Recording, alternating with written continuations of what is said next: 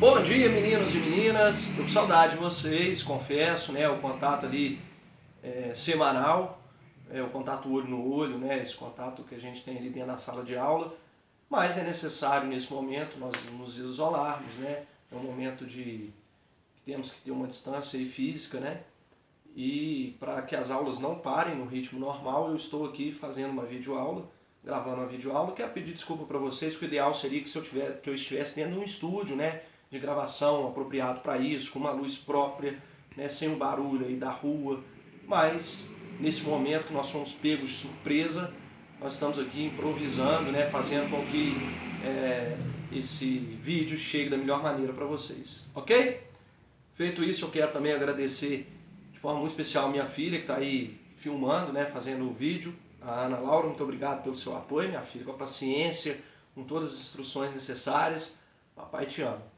Bom, nós vamos falar hoje sobre a Revolução Francesa, uma das revoluções mais interessantes que serviu de exemplo para inúmeras outras. Foi exemplo aí mundo afora, uma revolução que teve o povo envolvido nesta revolução. A Ana Laura, daqui depois de um certo momento, vai trazer a câmera até aqui. Nós vamos ver, né, alguns slides a respeito dessa revolução, algumas imagens. Então vamos iniciar já com uma imagem. Vou pedir para a Ana Laura aproximar para que eu possa explicar para vocês uma situação a respeito dessa imagem aqui. Bom, então vamos lá, olha só. Aqui nós temos, né, uma mulher significando a revolução. Ela está com a bandeira da França. A população está envolvida nessa revolução, né? Nós temos aí os homens que estão com as armas na mão. E aqui ao fundo, olha só, tem uma fumaça. Aqui ao fundo nós temos a Bastilha. O que era a Bastilha? A Bastilha era uma prisão política, era o símbolo do poderio de Luís XVI lá na França. Então nós vamos ver que a tomada da Bastilha, quando o povo entra nessa prisão, liberta os prisioneiros políticos, quando a população resolve, né, de uma certa forma, pegar ali as armas que estavam dentro dessa prisão, pegam a pólvora que existia ali dentro e luta contra o governo francês. Por isso que a Bastilha é um marco inicial da Revolução Francesa. Bom, para que nós possamos, de fato, entender por que essa revolução aconteceu, quais foram as pessoas que estiveram envolvidas, né, nessa revolução, é preciso a gente entender o antigo regime lá na França. O que é esse antigo regime? O que foi esse antigo regime? Então, olha só, o antigo regime é um regime absolutista, onde as pessoas, os reis e as rainhas, têm o poder absoluto, total, nas mãos deles. Então, o que eles fazem? Eles criam as leis, eles executam essas leis, eles julgam. Então, eles têm o papel de criar as leis, de executá-las, de julgá-las. Portanto, é um poder, como eu disse, absolutista, total. Os iluministas, lá no século XVIII, eles eram críticos, faziam uma crítica rígida a essa organização, a esse poder absolutista. E, baseado nesses ideais iluministas, né, os franceses vão resolver, portanto, combater, questionar, fazer de fato uma revolução, propor uma mudança nesse contexto político, nesse regime francês. Então, na França, no final, né, do século XVIII, o antigo regime lá na França ele vai entrar em colapso. E é isso que nós vamos ver. Quais motivos que isso aconteceu. Então, olha só, essa imagem está sendo projetada aí para vocês agora, demonstra o que nós conhecemos, né, como os estados franceses. O que é isso? Para ilustrar bem, para vocês terem um entendimento melhor, aqui no nosso Brasil, no nosso país, nós temos as classes sociais. Classe A, classe B, classe C. Lá na França nós tínhamos o primeiro, o segundo e o terceiro estado. Vejamos, no topo da pirâmide nós temos aqui o primeiro estado, que é o clero, os membros da igreja, portanto. No segundo, nós vamos ter a nobreza, que era os familiares do rei, as pessoas que tinham uma ligação próxima ao rei, que compravam ou ganhavam um título de nobreza, e então eram pessoas poderosas, que obtinham terras, que obtinham cargos importantes, que tinham prestígio junto à sociedade, que tinham privilégios, como, por exemplo, não pagar impostos. E aí, sobrava para quem pagar os impostos? O restante da população. 97% da população que representava o terceiro estado. Burgueses, camponeses. E aí, a imagem seguinte aqui vai demonstrar isso. Esse senhor aqui, que está usando essa ferramenta de trabalho, que é uma enxada, como uma bengala, como uma sustentação do corpo, carregava, ele está representando o terceiro estado, carregava, portanto, o clero e nobreza. Carregava, portanto, o primeiro e o segundo estado, que não pagavam impostos. Essa imagem ela é muito representativa da Revolução, ela representa muito sobre a Revolução Francesa. Por exemplo, se eu fizesse uma pergunta, explique o que essa imagem, qual a relação dessa imagem com a Revolução Francesa, o que ela tem a ver com a Revolução Francesa. Descreva. Vocês iriam descrever que o senhor está carregando o primeiro e o segundo estado, ele está representando, portanto, o terceiro estado, ele está carregando nas costas ali o peso dos impostos dos quais esses dois estados não pagavam. Vejam que, olha as vestimentas, tanto o membro do clero quanto da nobreza estão muito mais bem vestidos do que esse senhor. Então eles comiam melhor, vestiam-se melhor, viviam muito melhor do que o pessoal, né, as pessoas que estavam ali no terceiro estado, pertenciam ao terceiro estado. E é justamente isso que o terceiro estado vai questionar.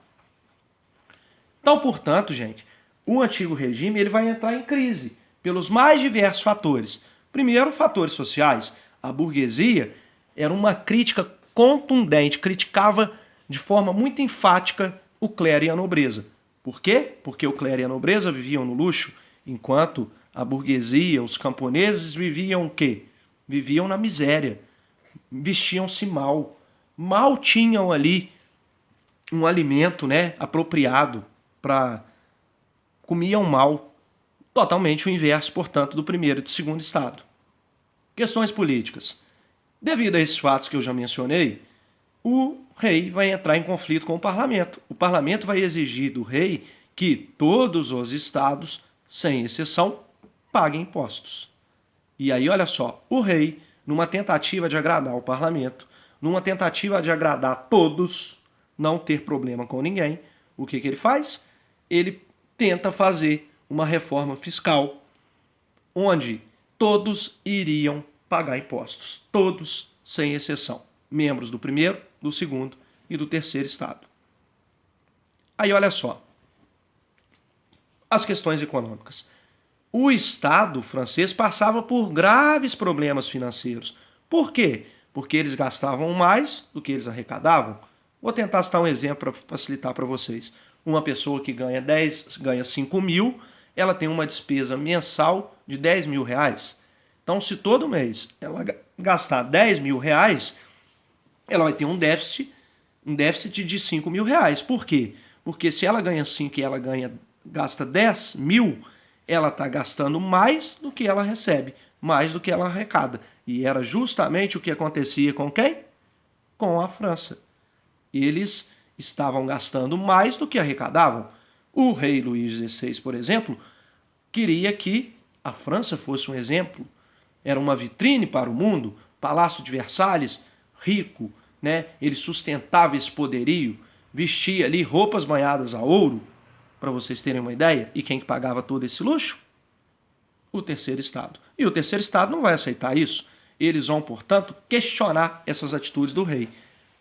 Aí olha só, vai existir, para tentar resolver esse problema, uma Assembleia Nacional Constituinte. O que é essa Assembleia Nacional Constituinte?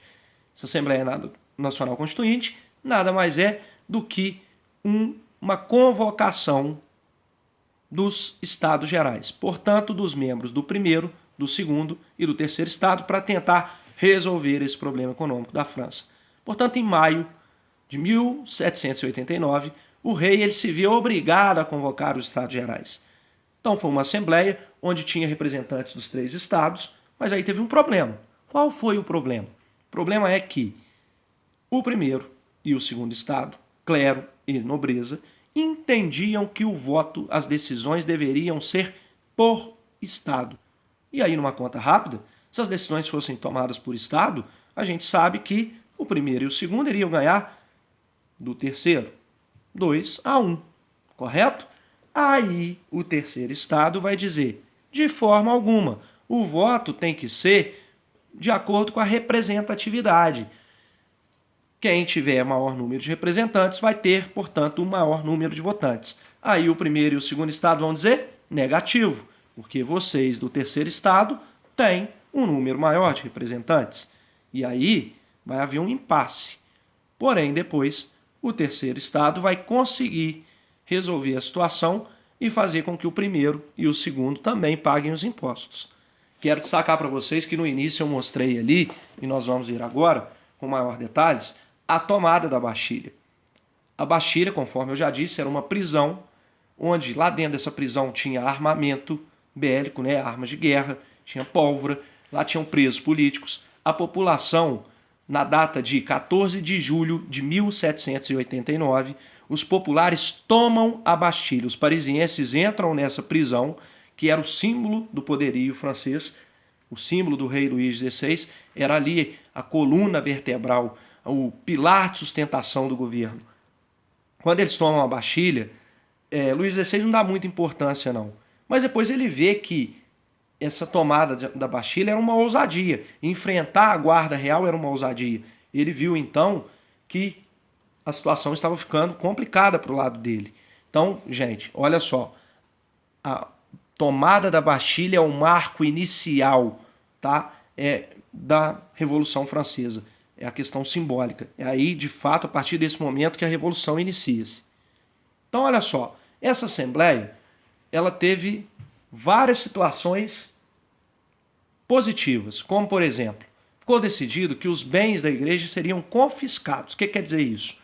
Pegou-se os bens da igreja, que eram muitos, e dividiu-se, então, por igual. No ano de 1791, aconteceu a aprovação da Constituição, dessa nova Constituição. Todo país tem uma Constituição.